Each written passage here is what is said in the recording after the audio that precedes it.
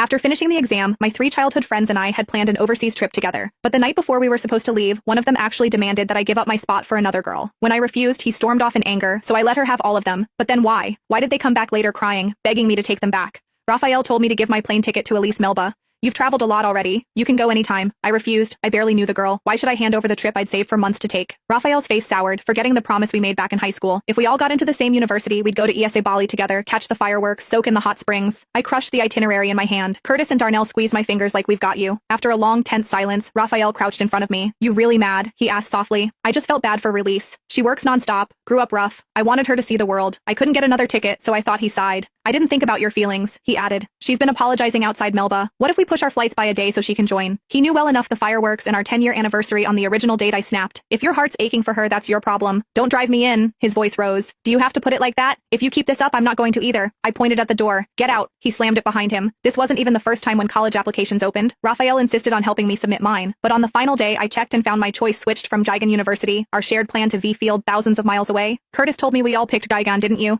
I rushed to fix mine, then went to confront Raphael, but overheard him talking to Elise. I accidentally changed Melba's choice to Love Field, she whispered. Is that okay? It's fine, he said casually. She's needy, she'll fix it. Even though he was right about me noticing the way he said it stung emotionally, I stayed silent about it afterward, maybe because the friendship mattered more to me than the truth. I arrived at the airport 2 hours early. The 3 guys were already there with Elise. They were acting like they'd known her forever. As soon as she saw me, her smile died and she ducked behind Raphael. He nudged her forward. Stand tall, you're as good as anyone, he said. She gave me a timid smile. Can I call you Melba then, without letting me answer? We waited almost an hour. We thought you ditched girls have so much pack, right? Not me. One tiny suitcase? I forced a smile.